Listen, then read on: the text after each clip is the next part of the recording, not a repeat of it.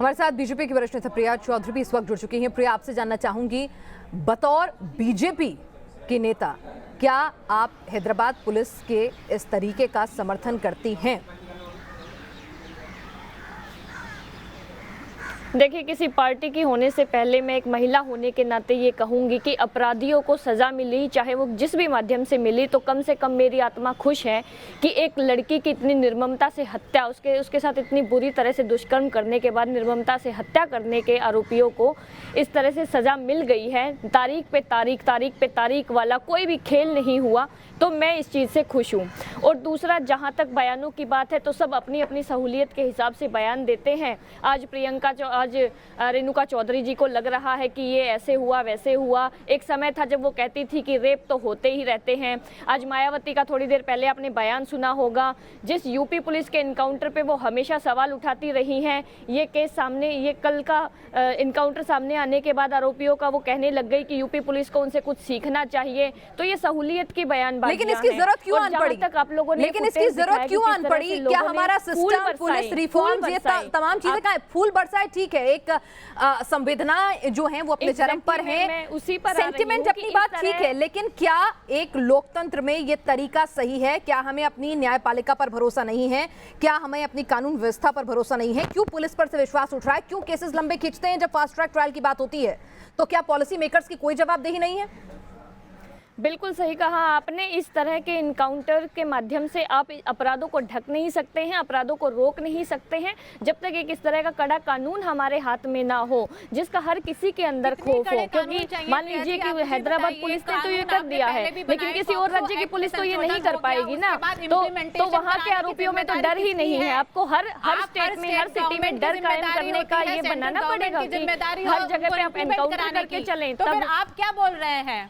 आप खुद कह रही हैं मैं आज एक महिला के नाते यहाँ पर बैठी हूँ, आप खुद राजनीति करने बैठ गई कि उन्होंने क्या 12 साल से नीचे की लड़कियों के साथ इस तरह के जघन्य अपराध में फांसी की सजा तय कर दी गई है और इसी सरकार ने की है। लेकिन इस तरह की, आज मुझे ये बताइए कि अगर एक लड़की को आप थोड़ा सा हाथ में जला करके देखिए कितना दर्द होता है। उस लड़की को जिंदा जला दिया गया, आप वो दर्द महसूस कीजिए। तो कम से कम आज राजनीति मत कीजिए। आप दूसरी अपोजिशन पार्टी को घेर करके अपने आप को जस्टिफाई नहीं कर सकते हैं। सेंट्रल गवर्नमेंट आपकी है, स्टेट गवर्नमेंट उत्तर प्रदेश में आपकी है, रोज हर आधे घंटे में एक बलात्कार, किस तरह से जस्टिफाई करेंगे आप? कम से कम आपकी जो महिला सांसद है उनको समझाएं कि बाइकॉट कीजिए। तो यही तो कह रही हूँ, ये इस देश का दुर्भाग्य है कि एक वक्त में जहाँ पर आरोपियों को सजा मिल रही है, वहीं पर अपने न्याय के लिए एक लड़ती हुई लड़की को जिंदा जला दिया जाता है। तो कौन सी न्याय प्रक्रिया की आप बात कर रहे हैं? दोनों हाथों में लड्डू नहीं रखे जा सकते हैं, आपको एक हाथ में ही रखना पड़ेगा और उसी के तहत आपको फैसले। वरिष्ठ सहयोगी धीरेन्द्र भी हैं। धीरेन्द्र, एक तरफ गृह मंत्रालय ने हैदराबाद पुलिस से रिपोर्ट तलब की है इस एनकाउंटर को लेते हुए, दूसरी तरफ उसी संसद के जिन पर कानून बनाने की जिम्मेदारी होती है, पॉलिसीज बनाने की जिम्मेदारी होती है, उन तमाम सांसदों के, चाहे वो सत्तारूढ़ हो या विपक्ष हो, ऐसे बयान आ रहे हैं जब वो हैदराबाद पुलिस के साथ खड़े नजर आ रहे हैं। ऐसे में ऐसी रिपोर्ट का क्या औचित्य रह जाएगा? देखिए, रिपोर्ट एक प्रोसेस होती है पिनाज, उसमें बाकायदा बुलाया जाता है किसी भी तरह का बड़ा मामला। हालांकि इंसिडेंट खुद रिपोर्ट किए जाते हैं, लेकिन कई सारी चीज़ों में होम मिनिस्ट्री भी अपने आप इस तरह के मसले में, चूंकि ये काफ़ी बड़ा मसला है जिसमें संसद तक अगर हम पिछले 3 दिन का सेशन देखें तो उसमें महिला सांसदों का रुख भी साफ तौर पर गुस्से से भरा हुआ था इस तरह से। और अभी हम लोग ये कह नहीं सकते कि इस तरह की रिपोर्टिंग में कि किस तरह का वहाँ इंसिडेंट हुआ, क्योंकि जो अभी पुलिस कह रही है हमको उस वर्जन पर इसलिए जाना होगा क्योंकि अभी वही आधिकारिक वर्जन है। अगर हम ये कहते हैं कि उससे सच क्या निकलेगा तो ये मुझे लगता है कि ये जल्दबाजी होगी कि आप ये निकाल लें निष्कर्ष की। मैं रैशनली सोचने के लिए कहती हूँ। धीरेन्द्र जी, जरा ये बता दीजिए कि 4 आरोपी हैं, वहाँ उनके साथ कम से कम 8 से 10 छोटी टुकड़ी गई थी, छोटी टीम गई थी, 8 से 10 पुलिस वाले होंगे, जीप में गए होंगे, कोई पैदल नहीं थे, भागने की कोशिश भी कर रहे थे धुंध का फायदा उठाकर, तो जीप थी आपके पास, भाग के पकड़ सकते थे, पैर में गोली मार सकते थे, सीधा मौत के बाद गले से हजम होती है। मुझे लगता है कि आपने वो देखा नहीं है कि जो टेर्राइन है जिसके बारे में बिल्कुल वहाँ कच्चा रास्ता, वो तमाम चीजें देखी हुई। अगर वो अंदर घुस जाते, जिस तरह का, मैं अभी किसी पुलिस का या किसी का नहीं, हम लोग एक सीन रिक्रिएट कर रहे हैं, उसी सीन रिक्रिएशन में होता क्या है जब आप इस लेवल पे हैं, डेस्परेट होते हैं, जिस तरह के क्रिमिनल वो थे, जिस तरह का एक्ट को अंजाम दिया, उस तरह के क्रिमिनल की मनोस्थिति जब आप वहाँ होते हैं तो उस वक्त समझते हैं, क्योंकि वो ये जानता है कि यहाँ के बाद मौत मिलनी है, तो उसको एक दिन की जिंदगी भी उसके लिए बड़ी जिंदगी है, इसीलिए वो ऐसे वक्त में हमेशा इस तरह के कदम उठा सकता है जिसको मैं यहाँ कम से कम स्टूडियो में इंटरप्रेट नहीं कर सकता, क्योंकि क्रिमिनोलॉजी साफ कहती है कि जिस वक्त इवेंट है उस वक्त क्या हुआ, ये हमेशा हर आदमी, हर क्रिमिनल डिफरेंट एटीट्यूड से एक्ट करता है। इसीलिए हम हर बार देखते हैं कि बहस में नई चीजें आती हैं। इसीलिए मेरा मानना यह है कि उस वक्त क्या हुआ होगा ये अभी जांच के बाद आएगा, क्योंकि हर एक एनकाउंटर, ये सिर्फ ये नहीं, हर एक एनकाउंटर की बाकायदा जांच होती है, एसडीएम रिपोर्ट देते हैं, उस तरह की रिपोर्ट होगी, इसकी भी होगी। लेकिन आज के वक्त, इस वक्त हम उस वर्जन पर हैं, उसमें सवाल जरूर है, मैं पिनाज ये नहीं कह रहा हूं कि उसमें सवाल नहीं है, लेकिन अभी हमको ये मूड देखना होगा कि देश की जनता, खास तौर से वो लड़कियां जो सुबह स्कूल, कॉलेज, दफ्तर जाती हैं, वो वापस लौटती हैं तो जिस डर के साए में थे, जिसमें 3 दिन वो संसद जिसको इस पर विश्वास दिलाना था, जिसको ये कदम उठाने थे, वो चाहे किसी भी पार्टी की हो, वो सब वहां ये कह रहे हैं लिंचिंग करो या उनको पब्लिक के हाथ में दो, तो ये इस तरफ इशारा करता है कि लोग पूरी तरह यातना में है। ये यातना परिवर्तन की फ्रस्ट्रेशन का लेवल आखिर आ गया है। जो अपने पॉलिसी मेकर्स हैं, अगर वही कह दें कि लिंचिंग करो, तो सवाल ये है कि हम लोकतंत्र में रह रहे हैं या फिर हम बनाना रिपब्लिक में रह रहे हैं। हमारे साथ सेठ साहब भी इस वक्त जुड़ चुके हैं, खुद एक पूर्व एनकाउंटर स्पेशलिस्ट रह चुके हैं। सेठ साहब, क्या वाकई में ये जो जांच का विषय होगा, हर एनकाउंटर का जांच होती है, इसकी भी जांच होगी, लेकिन जिन परिस्थितियों में ये सब कुछ हुआ है उसको आप किस तरह से देखते हैं? आज फूल बरसाए जा रहे हैं, मिठाइयां खिलाई जा रही हैं, लेकिन क्या ये सही संदेश जा रहा है? जी नहीं, देखिए, मैं पुलिस के एक्शन को जो है जस्टिफाई करूंगा। आप देखिए, सीआरपीसी इंडियन एविडेंस एक्ट के हिसाब से कोई भी क्राइम का रिकंस्ट्रक्शन ऑफ क्राइम करने की पुलिस को परमिशन है। वो वहां पर जस्टिफाई क्राइम रिकंस्ट्रक्शन के लिए वो सीन ऑफ ऑफेंस पे चले गए, और उस वक्त जो ऐसे संगीन जुर्म के मुजरिम है, उन्होंने उनसे पुलिस एस्कॉर्ट पार्टी से रिवॉल्वर छीनने के बाद उन पे हमला करने की जो कोशिश की, तो उसमें जो राइट ऑफ डिफेंस है, right of self defence, right of defence to others lives and property, वो ऐसे संगीन मामलों में किसी की जान लेने तक जाता है। तो the police have exercise the right of defence और ऐसे संगीन मामले में। और इसकी आप पार्श्वभूमि देखेंगे, राइट फ्रॉम कटवा जो है जम्मू एंड कश्मीर में, जहाँ गैंगरेप मर्डर हुआ, उन्नाव में देखेंगे, लखनऊ में देखेंगे, और उसके बाद जब आप इधर साइबराबाद, हैदराबाद पे आ जाते, तेलंगाना में आ जाते हैं, तो आप देखिएगा इसके शुरू में जो है ये ऑफेंस एफआईआर रजिस्टर करने के बारे में टॉसिंग हुई थी 2 पुलिस के बीच में, जिसमें कुछ पुलिसकर्मियों को निलंबित किया गया है।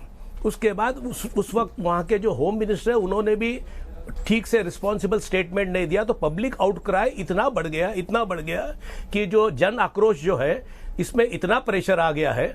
और फिर ऐसे मामले में अगर ये एक्यूज वहां से भाग निकलने में हो जाते, तो आप सोच सकते हैं कि वहां पर गवर्नमेंट और पुलिस की क्या पब्लिक ने दशा की होती।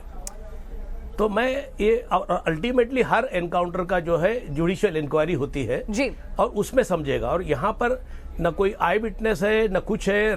आप देखिएगा, इसकी टोपोग्राफी देखिएगा यहाँ की, और रात का 3 साढ़े 3 का समय देखिएगा जी। ये सब चीजें देखने के बाद में ऐसा है कि एक्यूज एक बार वहां से भाग निकलने में कामयाब होते तो आगे बहुत तकलीफ होती। चलिए, केएल गुप्ता साहब भी हमारे साथ जुड़े हुए हैं, एक्स-डीजीपी हैं। ये एक्शन जो है, जो मैं तो जहां तक मुझे एक्सपीरियंस है एनकाउंटर का, यहाँ जस्टिफाई कर सकते हैं। चलिए, एनकाउंटर जस्टिफाई हो सकता है, वक्त जस्टिफाई हो सकता है, तमाम आप टोपोग्राफी, तमाम चीज़ों का जिक्र कर रहे हैं।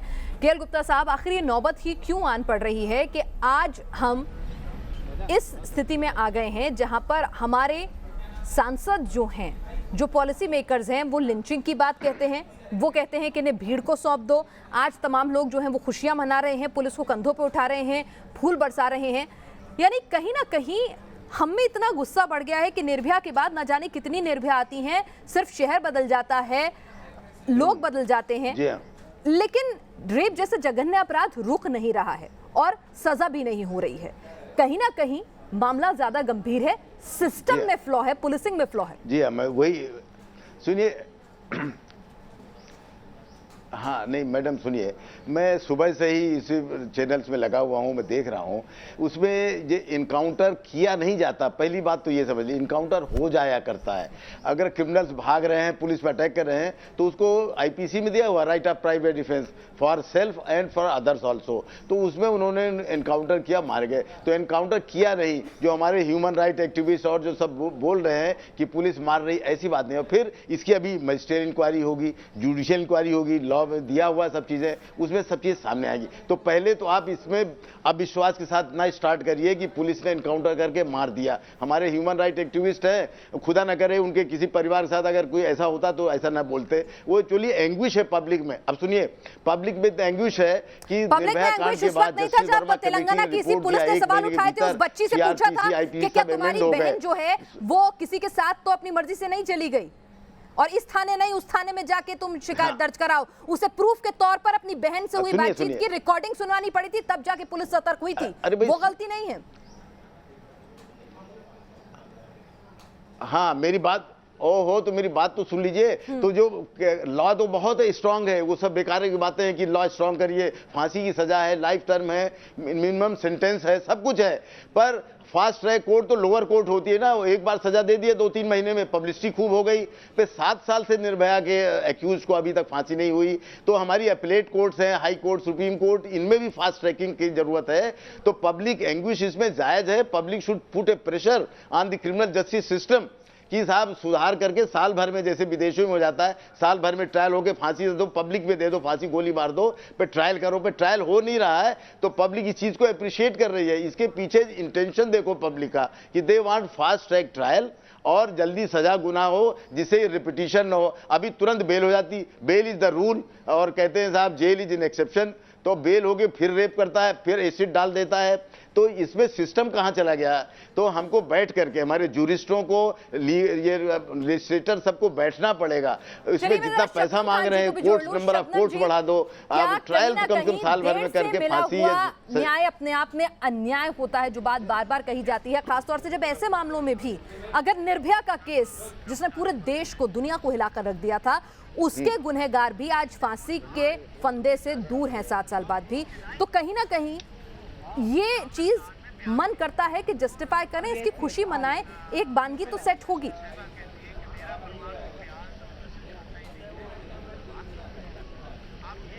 पिनाज, ये आप पर हम सब खुश तो हो रहे हैं कि चलिए अपराधी मारे गए, लेकिन ये न्याय नहीं है। न्याय हमें तब मिलता जब न्यायालय हमें न्याय देता, जब दामिनी के अपराधियों को फांसी हो चुकी होती और आप पर हम यहाँ पर कह रहे होते कि हाँ देखिए वो जघन्य हत्याकांड दामिनी का, जिसने पूरे देश के लोगों को जागरूक कर दिया, जगा दिया, राष्ट्रपति भवन तक को जगाने का काम किया, तब कहीं जाकर हमें लगता कि हाँ हमें इंसाफ मिल रहा है। लेकिन हर अपराधी का एनकाउंटर तो नहीं होता रहेगा। दामिनी के अपराधी वहां पर तिहाड़ में रोटियां खा रहे हैं आराम से बैठकर, तो आप पर हम इंसाफ कहाँ मिला हमें? ये तो अपराधियों ने इस तरीके का कृत्य किया दोबारा से पुलिस के साथ कि उनको रिवॉल्वर छीन के मारने की कोशिश की, इसलिए चलिए एनकाउंटर हो गया, वो भी जांच का विषय, जांच होती है, हर रोज हो सकती है। तो फिर क्यों नहीं रेप जैसे जघन्य मामलों में साल भर 6 महीने कोई मियाद तय करके कि चाहे लोअर कोर्ट हो, अपर कोर्ट हो, सुप्रीम कोर्ट हो, जहां जाना है, जो कुछ करना है खत्म कीजिए 6 महीने में। अगर शायद कुछ ऐसी स्थितियां बन जाएं तो फिर इस तरह की खुशी मनाती, फूल बरसाती तस्वीरों पर बहस करने की जरूरत नहीं पड़ेगी। हमारे साथ बीजेपी नेता टीना जी भी हैं। टीना जी, सत्ता में बीजेपी की सरकार है, तो इसलिए सवाल आपसे ही बनता है, हैदराबाद पुलिस ने जो किया, सही किया, नहीं किया, जांच का विषय है, लेकिन देश कहीं ना कहीं जरूर जो है तेलंगाना पुलिस को बधाई दे रहा है, खुश है कि क्या न्यायिक व्यवस्था से हमारा विश्वास उठ रहा है, क्योंकि इतना लंबा वक्त लगता है न्याय मिलने में कि तब तक बहुत देर हो चुकी है। तो क्या अब आपकी पार्टी इस दिशा में काम करेगी? जैसे मंदिर की सुनवाई अगर रोज हो सकती है, अगर आतंकी के लिए आधी रात को अगर कोर्ट खुल सकती है, तो क्यों नहीं एक सिस्टम बना दिया जाए कि भाई इतने में ही, चाहे लोअर कोर्ट हो, चाहे सुप्रीम कोर्ट हो, चाहे राष्ट्रपति के पास, जहां जाना है, जो कुछ करना है निपटा दो, इतने में मामला सॉर्ट होगा।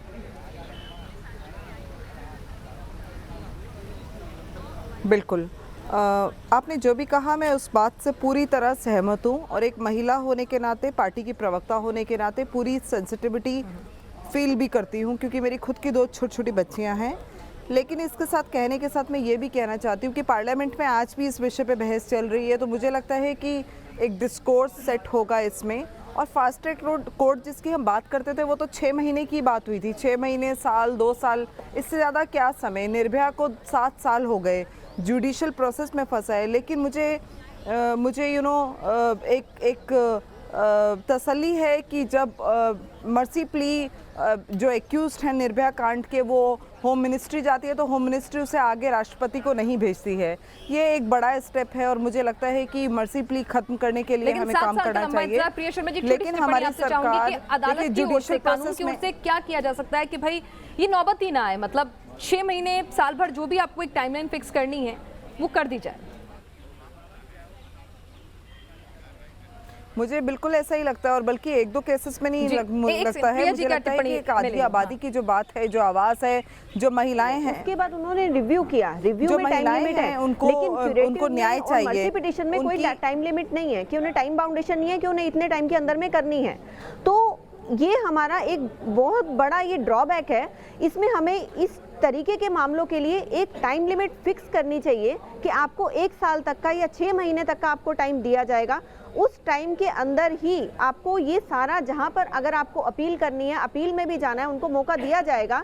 अगर आप दूसरी साइड से भी देखेंगे, उनको भी मौका प्रॉपर मिलना चाहिए अपनी बात रखने के लिए, तो उन्हें भी प्रॉपर चैनल से जाने के लिए बट इसमें हमारी संसद की तरफ से एक कानून इसमें बनाना चाहिए जिसमें एक टाइम लिमिट एक फिक्स होनी चाहिए कि अगर आपको 6 महीने, अगर 1 साल का भी टाइम दिया जाता है, उसमें आप पूरा प्रोसेस आप पूरा करेंगे। जो अभी हमारे पास नहीं है कि फिक्स टाइम लिमिट है कि उसमें करना पड़ेगा, ऐसा हमारे पास अभी तक नहीं है। फास्ट ट्रैक सिर्फ लोअर कोर्ट्स पे एप्लीकेबल है, उसके बाद आपको फिर वही हाई कोर्ट, सुप्रीम कोर्ट, उसके बाद फिर वो हाई कोर्ट जाएंगे, हाई कोर्ट में अपील करेंगे, हाई कोर्ट में जो उसका फैसला आएगा फिर वो सुप्रीम कोर्ट जाएंगे, सुप्रीम कोर्ट में जो फैसला आएगा फिर वो रिव्यू पिटीशन में जाएंगे, रिव्यू पिटीशन के बाद वो क्यूरेटिव में जाएंगे, क्यूरेटिव के डिसमिस होने के बाद फिर वो उसके बाद मर्सी पिटीशन में जाते हैं। तो ये बहुत लंबा प्रोसेस हो जाता है। जो अब सवाल ये कि क्या मोदी सरकार इस लंबे प्रोसेस को छोटा करने के लिए कोई कानून बनाएगी, क्योंकि ये भी आवाज अब उठ खड़ी हुई है।